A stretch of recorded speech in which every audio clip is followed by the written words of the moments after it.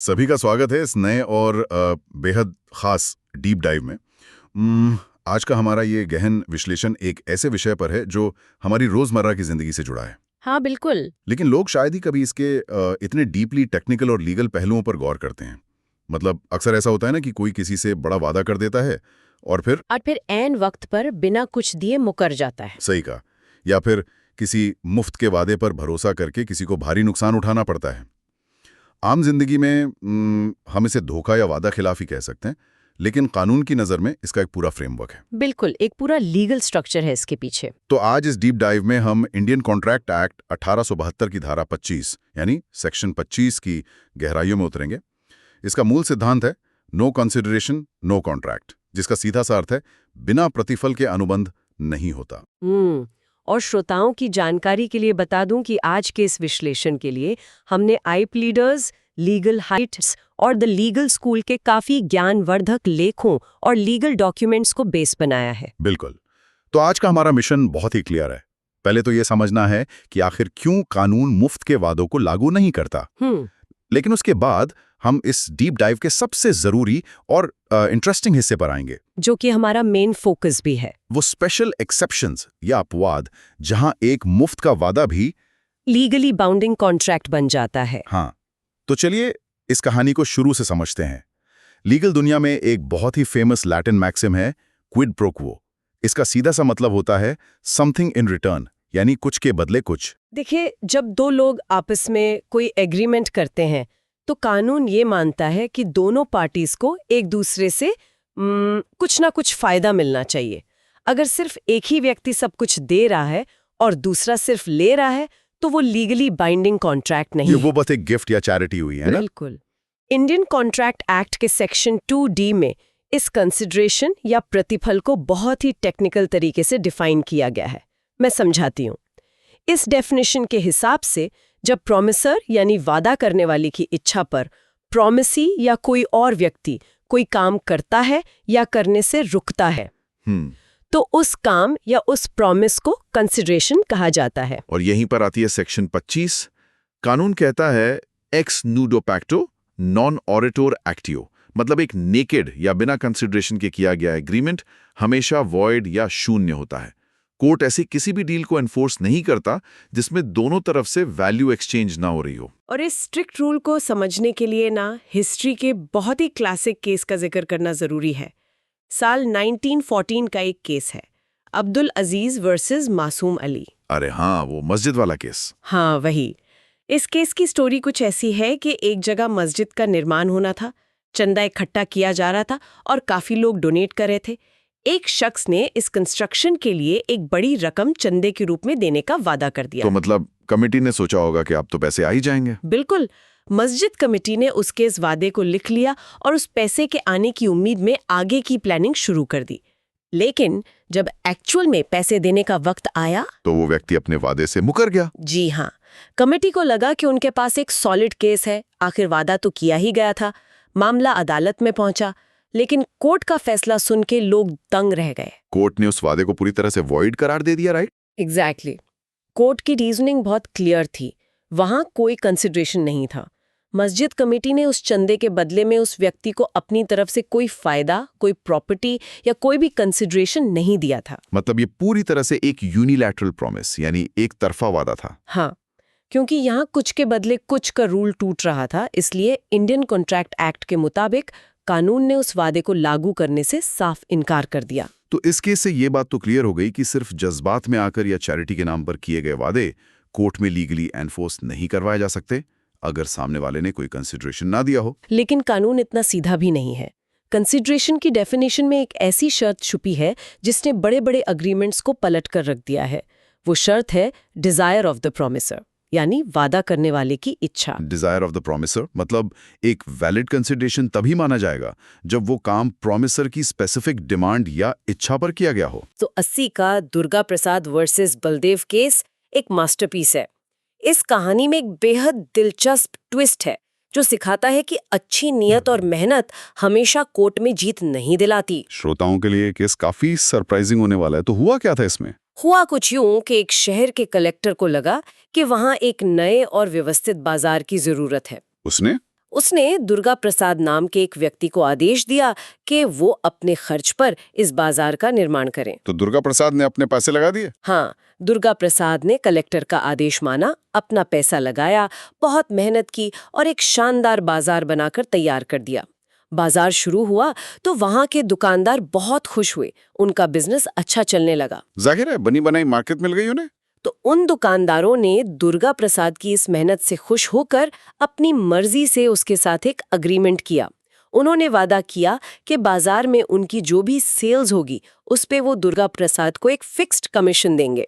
ये तो एकदम फेयर डील लग रही है। लग रही है ना? कुछ वक्त तक सब ठीक चला, दुकानदारों ने कमीशन दिया, लेकिन धीरे धीरे उन्होंने पैसे देने बंद कर दिए।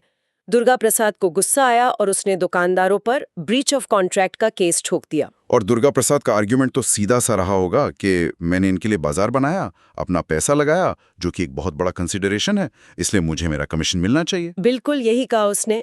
सुनने में बिल्कुल सही लगता है, लेकिन जब कोर्ट ने कानून की किताब खोली तो नतीजा बिल्कुल उल्टा निकला। कोर्ट ने उस एग्रीमेंट को कंप्लीटली इनवैलिड और वॉइड घोषित कर दिया। अरे ऐसा क्यों? क्योंकि कोर्ट ने कहा कि कानून ये नहीं देखता कि कितनी मेहनत की गई है, कानून ये देखता है कि क्या वो मेहनत वादा करने वाले यानी प्रॉमिसर की इच्छा पर की गई थी। ओह, और इस केस में प्रॉमिसर तो दुकानदार थे। एग्जैक्टली। लेकिन क्या दुकानदारों ने दुर्गा प्रसाद के पास जाकर रिक्वेस्ट की थी कि वो बाजार बनाए? नहीं, बाजार तो कलेक्टर के आदेश पर बना था। क्या बात है, ये तो एक बहुत बड़ा आहा मोमेंट है। हाँ, चूंकि दुर्गा प्रसाद ने दुकानदारों की डिमांड या डिजायर पर कोई काम नहीं किया था, इसलिए उन दुकानदारों के वादे के बदले में कोई लीगल कंसिडरेशन एग्जिस्ट ही नहीं करता था। ये केस क्लियरली बताता है कि कंसिडरेशन वही वैलिड है जो प्रॉमिसर की रिक्वेस्ट पर फ्लो हो। बहुत ही शानदार केस। और अगर हम इंग्लिश कॉन्ट्रैक्ट लॉ और इंडियन कॉन्ट्रैक्ट लॉ को कंपेयर करें तो एक और बड़ा फर्क सामने आता है जिसे प्रिविटी ऑफ कंसिडरेशन कहते हैं। सही कहा। इंग्लैंड के कानून में रूल बड़ा सख्त है। वहां कंसिडरेशन हमेशा प्रॉमिसी यानी जिसे वादा किया गया है उसी की तरफ से आना चाहिए। कोई तीसरा अनजान व्यक्ति यानी थर्ड पार्टी कंसिडरेशन नहीं दे सकती। लेकिन इंडियन कॉन्ट्रैक्ट एक्ट का सेक्शन 2D अलग अप्रोच अपनाता है। भारत में कंसिडरेशन प्रॉमिसी की तरफ से भी आ सकता है और किसी भी अन्य व्यक्ति की तरफ से भी। इसे क्लासिक फैमिली ड्रामा वाले केस से समझते हैं। साल 1882 का केस है, चिन्नैया वर्सेस रमैया। अच्छा, इसमें क्या हुआ था? इस कहानी में एक बुजुर्ग महिला थी जिसने अपने सारी प्रॉपर्टी एक गिफ्ट डीड के जरिए अपनी बेटी के नाम कर दी। लेकिन इस गिफ्ट के साथ एक स्ट्रिक्ट कंडीशन जुड़ी थी। महिला ने बेटी से कहा कि प्रॉपर्टी तभी मिलेगी जब बेटी हर साल अपने मामा जी यानी उस बुजुर्ग महिला के भाई को एक फिक्स्ड एन्युइटी या गुजारा भत्ता देगी। तो बेटी ने मान लिया बात?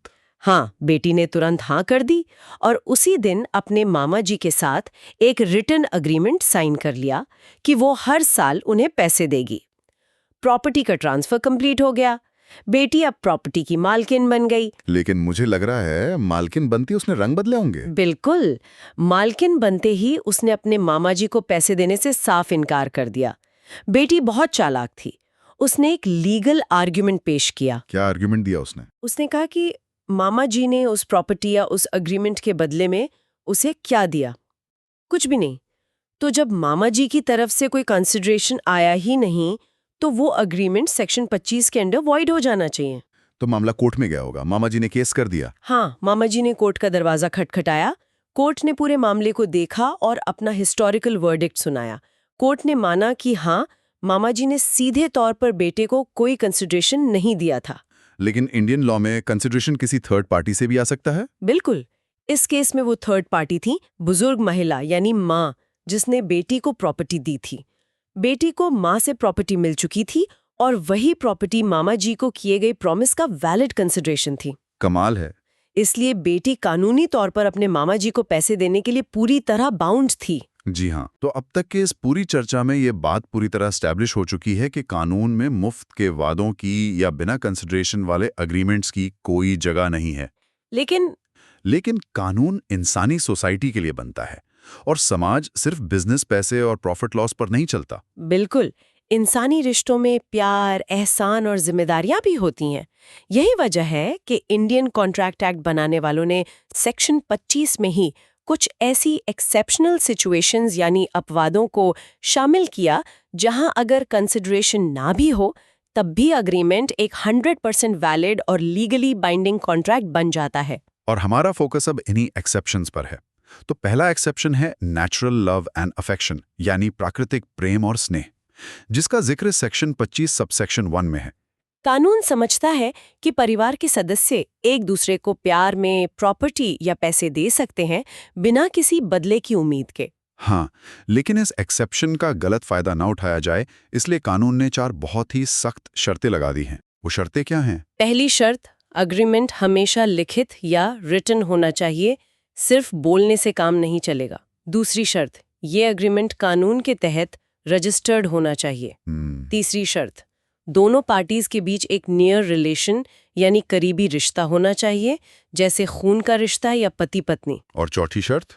चौथी और सबसे जरूरी शर्त, ये अग्रीमेंट सचमुच नेचुरल लव और अफेक्शन से प्रेरित होना चाहिए। मतलब सच्चा प्यार होना चाहिए बेसिस में। बिल्कुल। और इस चौथी शर्त की अहमियत को समझने के लिए 2 अलग-अलग केसेस को कंपेयर करना बहुत जरूरी है।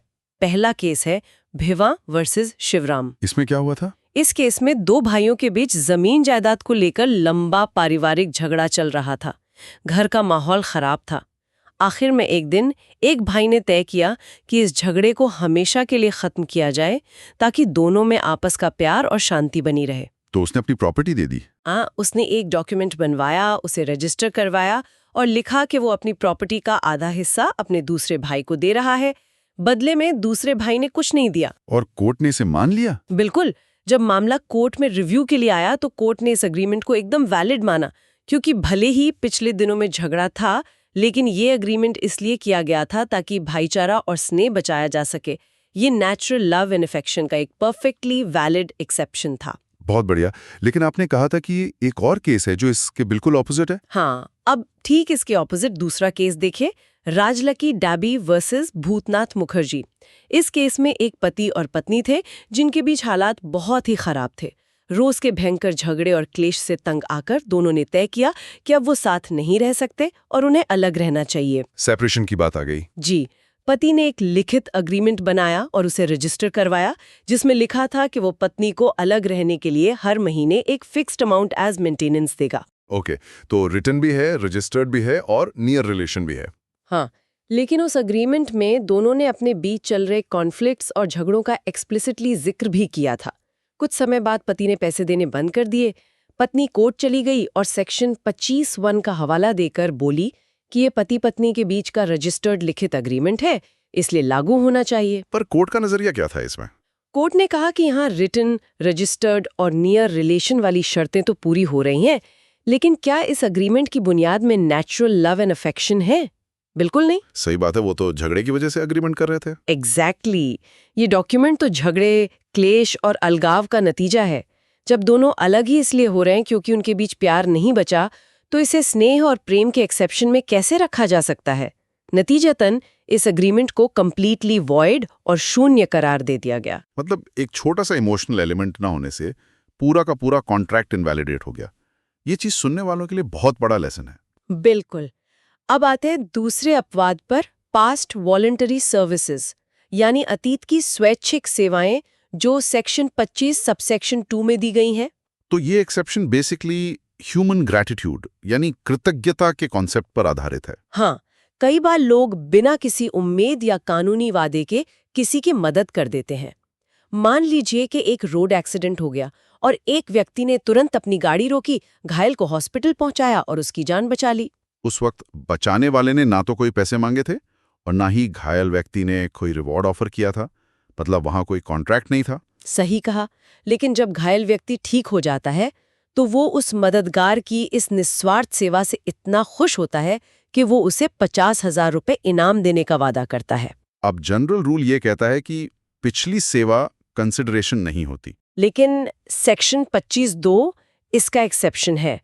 कानून कहता है कि अगर किसी ने वॉलंटरीली कोई काम किया है जो प्रॉमिसर खुद करने के लिए लीगली बाउंड था और बाद में प्रॉमिसर उस काम की भरपाई करने का वादा करता है, तो ये एक लीगली वैलिड कॉन्ट्रैक्ट बन जाता है। मुझे याद आ रहा है इस थ्योरी को रियलिटी में अप्लाई होते देखा गया था सिंगा Shri Ganpat versus Abraham case में। बिल्कुल सही। इस केस में एक अडल्ट व्यक्ति ने एक अनाथ और नाबालिग बच्चे की देखभाल की, उसका खर्च उठाया, उसकी जरूरतों को पूरा किया। उस वक्त बच्चा कॉन्ट्रैक्ट करने के काबिल नहीं था, इसलिए कोई अग्रीमेंट एग्जिस्ट नहीं करता था। लेकिन सालों बाद जब वो नाबालिग बच्चा बड़ा हुआ और लीगली अडल्ट बन गया तो उसने ये देखा कि किसी ने उसकी उस वक्त मदद की थी जब वो बेसहारा था। हाँ, और उस एहसान को मानते हुए उस अडल्ट व्यक्ति ने अपने गार्जियन को जिंदगी भर एक छोटी सी पेंशन देने का लिखित वादा किया। बाद में इस पेंशन पर डिस्प्यूट हुआ और मामला अदालत गया। और कोर्ट ने इस सेक्शन 25(2) को इन्वोक किया होगा। जी, कोर्ट ने क्लियर किया कि बचपन में दी गई वो देखभाल एक पास्ट वॉलंटरी सर्विस थी। भले ही वहां उस समय कोई कंसिडरेशन नहीं था, लेकिन अडल्ट होने के बाद किया गया वादा उस पुरानी सेवा का कॉम्पेंसेशन था। इसलिए ये वादा पूरी तरह से बाइंडिंग और वैलिड माना गया। तो अब तीसरे बड़े अपवाद की बात करते हैं जो एक ऐसी कैटेगरी में आता है जो लॉ और कॉमर्स का मिक्स है। टाइम बार्ड डेट यानी समय बाधित ऋण। ये सेक्शन 25 सबसेक्शन 3 में आता है। इस एक्सेप्शन का पूरा खेल लिमिटेशन एक्ट या परिसीमा अधिनियम पर निर्भर करता है। हमारा लीगल सिस्टम कहता है कि कोर्ट हमेशा उन लोगों की मदद करता है जो अपने अधिकारों के प्रति जागरूक होते हैं, उनकी नहीं जो सोते रहते हैं। तो मतलब अगर किसी ने किसी को कर्ज दिया है और सामने वाला वो उधार वापस नहीं कर रहा तो पैसे लेने वाले के पास उस पर केस करने के लिए 3 साल का वक्त होता है। 18 और कोई लीगल एक्शन ना ले तो लिमिटेशन पीरियड खत्म हो जाता है। उसके बाद वो डेट टाइम बार्ड हो जाता है, यानी लीगली डेड हो जाता है। अब अदालत के जरिए वो पैसा रिकवर नहीं किया जा सकता। लेकिन इस एक्सेप्शन की खासियत यही है कि ये एक मरे हुए कर्ज को वापस जिंदा कर सकता है। वो कैसे? मैं समझाती हूँ। मान लीजिए 3 साल का वक्त निकल गया है, कर्जदार जानता है कि अब कानून उसे पैसे चुकाने के लिए मजबूर नहीं कर सकता, पर तभी उसकी ज़मीर या ऑनेस्टी जाग उठती है। वो डेटर अपनी मर्जी से एक पेपर पर लिखता है कि मैं अपना पुराना 10 लाख का टाइम बार्ड कर्ज चुकाने का वादा करता हूं और उस पर अपने सिग्नेचर कर देता है। और बस इसी एक रिटन और साइन स्टेटमेंट से मैजिक हो जाता है। हाँ, सेक्शन 25(3) के तहत वो पुराना टाइम बार्ड डेट एक नया लीगली बाइंडिंग कॉन्ट्रैक्ट बन जाता है। यहाँ लेने वाले ने अभी कोई नया कंसिडरेशन नहीं दिया, न ही कोई नया पैसा दिया, फिर भी ये बाइंडिंग है। क्योंकि कानून मानता है कि लिमिटेशन पीरियड सिर्फ रेमेडी यानी कोर्ट जाने का हक खत्म करता है, पर डेटर का ऑब्लिगेशन या नैतिक फर्ज कभी खत्म नहीं होता। एग्जैक्टली। अगर डेटर खुद लिखकर उस फर्ज को कानूनी रूप देना चाहे तो कानून उस रास्ते में रुकावट नहीं डालेगा, बल्कि उसे स्वीकार करेगा। तो इन 3 मुख्य अपवादों के अलावा भी कोई छुपी हुई लीगल स्थितियां हैं जहां नो कंसिडरेशन वाला नियम लागू नहीं होता, जैसे कि कंप्लीटेड गिफ्ट्स यानी पूर्ण किए गए उपहार। हाँ, अगर किसी ने दूसरे को कोई गिफ्ट दे दिया है, डॉक्यूमेंट साइन करके प्रॉपर्ली ट्रांसफर कर दिया है और सामने वाले ने उसे खुशी खुशी एक्सेप्ट कर लिया है, तो बात वहीं खत्म हो जाती है। गिफ्ट देने वाला कल को वापस आकर ये नहीं कह सकता कि मुझे इस गिफ्ट के बदले में कुछ कंसिडरेशन नहीं मिला, इसलिए ये अग्रीमेंट वॉइड है और मेरा सामान वापस करो। बिल्कुल नहीं। कानून क्लियर करता है कि कंप्लीट हो चुके गिफ्ट्स पर सेक्शन 25 लागू होती ही नहीं। एक बार जो दे दिया सो दे दिया। और एक और एक्सेप्शन है एजेंसी का। हाँ, इंडियन कॉन्ट्रैक्ट एक्ट का सेक्शन 185 बिल्कुल साफ शब्दों में कहता है कि किसी को अपना एजेंट नियुक्त करने के लिए किसी भी कंसिडरेशन की आवश्यकता नहीं होती। एक व्यक्ति बिना किसी फीस या प्रतिफल के भी कानूनी तौर पर दूसरे का एजेंट बन सकता है। अब इस विश्लेषण को रैप अप करने से पहले एक और ऐसे कॉन्सेप्ट को क्लियर करना जरूरी है जो हमेशा लोगों को कंफ्यूज करती है, और वो है एडिक्वेसी ऑफ कंसिडरेशन यानी प्रतिफल की पर्याप्तता। इसे एक आम एग्जाम्पल से समझते हैं। मान लीजिए किसी के पास एक बहुत ही लाजवाब और एक्सपेंसिव एंटीक वॉच है जिसकी मार्केट वैल्यू 5 लाख रुपए है। लेकिन वो व्यक्ति किसी रीजन से, चाहे दोस्ती हो या उसका बस मन कर रहा हो, उस 5 लाख की वॉच को सिर्फ 500 रुपए में बेचने का अग्रीमेंट कर लेता है। तो क्या कानून इस कॉन्ट्रैक्ट को इसलिए कैंसिल कर देगा क्योंकि 500 रुपए एक 5 लाख की वॉच के सामने बिल्कुल ना के बराबर है? इसका जवाब है नहीं। श्रोताओं के लिए ये एक और आहा मोमेंट है। कानून कभी बाजार में बैठकर डील्स की वैल्यूएशन चेक नहीं करता। कानून ये नहीं देखता कि डील फेयर है, प्रॉफिटेबल है या इकोनॉमिकली बैलेंस्ड है। कानून की प्रायोरिटी सिर्फ एक चीज होती है, फ्री कंसेंट यानी स्वतंत्र सहमति। बिल्कुल सही। अगर वॉच बेचने वाले ने पूरे होशो हवास में बिना किसी फ्रॉड, जोर जबरदस्ती या डर धमकी के उस वॉच को 500 रुपए में बेचने की रिटन कंसेंट दी है, तो वो डील 100% वैलिड कॉन्ट्रैक्ट है। मतलब इनएडिक्वेसी ऑफ कंसिडरेशन किसी वैलिड एग्रीमेंट को वॉइड नहीं बनाती। ये सिर्फ इस बात का एक एविडेंस जरूर बन सकती है कि शायद वहां फ्रॉड हुआ हो, लेकिन अगर कंसेंट फ्री प्रूव हो जाए तो डील पक्की मानी जाती है। हाँ बिल्कुल। तो इस पूरे डीप ड्राइव को अगर हम एक समरी में पिरोना चाहें तो एक बहुत ही सटीक कंक्लूजन निकलता है। जब हम कॉन्ट्रैक्ट लॉ का नाम सुनते हैं तो हमारे दिमाग में बड़े बड़े कॉर्पोरेट टावर्स, सूट्स पहने लॉयर्स और ड्राई टेक्निकल बिजनेस ट्रांजैक्शंस आते हैं। ऐसा लगता है जैसे ये सिर्फ पैसे, प्रॉफिट और लॉस की भाषा है। लेकिन सेक्शन 25 और इसके एक्सेप्शंस को गहराई से समझने के बाद लॉ का एक दूसरा ही चेहरा सामने आता है। इंडियन कॉन्ट्रैक्ट एक्ट सिर्फ मैथमेटिकल फॉर्मूला की तरह बिहेव नहीं करता। ये कानून इस सोसाइटी की कॉम्प्लिकेशंस, इंसानी रिश्तों की गर्माहट, प्राकृतिक स्नेह और पिछली निस्वार्थ सेवाओं के प्रति कृतज्ञता को भी पूरी तरह एक्नॉलेज करता है। ये इस बात का प्रमाण है कि हमारे कानून बनाने वालों ने ह्यूमन साइकोलॉजी और मॉरल ड्यूटीज को बिजनेस लॉस के साथ कितनी खूबसूरती से ब्लेंड किया था। इस चर्चा के बाद ये बात तो क्लियर हो जानी चाहिए कि सभी फ्री प्रॉमिस वॉइड नहीं होते और हर बिना कंसिडरेशन की डील फ्रॉड नहीं होती। कानून इंटेंशन, रिलेशनशिप और डॉक्यूमेंटेशन के बेसिस पे डिफरेंशिएट करता है कि कौन सा वादा एक हवाई बात है और कौन सा वादा सीधे कोर्ट रूम में लागू करवाया जा सकता है। सुनने वालों के लिए ये याद रखना दिलचस्प होगा कि अगली बार जब कोई उन्हें मुफ्त उपहार या इनाम का वादा करे तो वो इंडियन कॉन्ट्रैक्ट एक्ट की धारा 25 को जरूर याद रखें। बिल्कुल। और इस विश्लेषण के आखिरी हिस्से में एक बहुत ही थॉट प्रोवोकिंग सवाल है जिस पर आने वाले वक्त में सबको सोचना होगा। आज दुनिया बड़ी तेजी से डिजिटल हो रही है। हम स्मार्ट कॉन्ट्रैक्ट्स और ब्लॉकचेन टेक्नोलॉजी के एरा में जी रहे हैं, जहां हर एग्रीमेंट एक कंप्यूटर कोड के जरिए ऑपरेट होता है। हाँ, ब्लॉकचेन पर लिखे कॉन्ट्रैक्ट्स ऑटोमेटिकली एग्जीक्यूट हो जाते हैं जब कंडीशंस मीट होती हैं। उन्हें इम्प्लीमेंट करने के लिए किसी जज या पुलिस की जरूरत नहीं पड़ती। अगर एक्स ने पेमेंट दी तो वाई का डिजिटल एसेट ऑटोमेटिकली ट्रांसफर हो जाएगा। लेकिन यहां सोचने वाली बात यह है कि एक कंप्यूटर एल्गोरिदम जो सिर्फ जीरोज और वंस, ट्रू और फॉल्स की भाषा जानता है, वो इन इंसानी और इमोशनल लीगल एक्सेप्शंस को कैसे हैंडल करेगा? बहुत ही वैलिड पॉइंट है। मतलब जब contract act natural love and affection की बात करता है तो एक जज अपने एक्सपीरियंस से समझ सकता है कि भेसवा वर्सेस शिवराम में भाइयों के बीच स्नेह था, जबकि राजल की डाबी केस में पति पत्नी के बीच स्नेह नहीं, सिर्फ कड़वाहट थी। लेकिन एक स्मार्ट कॉन्ट्रैक्ट का कोड प्यार, स्नेह या कड़वाहट को कैसे मेजर करेगा? एक एल्गोरिदम पास्ट वॉलंटरी सर्विस की मोरल वेटेज को कैसे समझेगा? कि आने वाले वक्त की टेक इतनी एडवांस्ड हो जाएगी कि वो इंसानी जज्बातों और ह्यूमन मोरालिटी को प्रोग्राम कोड में कन्वर्ट कर सकें, या फिर कानून का ये जो ह्यूमन और इमोशनल एलिमेंट है, ये हमेशा इन डिजिटल और ऑटोमेटेड टेक्नोलॉजी से एक कदम आगे ही रहेगा। ये आर्टिफिशियल इंटेलिजेंस, ब्लॉकचेन और मॉडर्न लीगल जूरिस्प्रूडेंस के बीच की एक ऐसी पहेली है जिसका जवाब आने वाले दशकों में लॉ मेकर्स और टेक एक्सपर्ट्स दोनों को मिलकर खोजना होगा। बिल्कुल। उम्मीद है इंडियन कॉन्ट्रैक्ट एक्ट की सेक्शन 25 के आसपास घूमती ये कानूनी यात्रा उतनी ही दिलचस्प रही होगी जितना इसको समझने और डिकोड करने में लगा। इन लीगल डॉक्ट्रिन्स और हिस्टोरिकल कोर्ट केसेस ने कॉन्ट्रैक्ट लॉ को देखने का एक नया और इमोशनल नजरिया जरूर दिया होगा।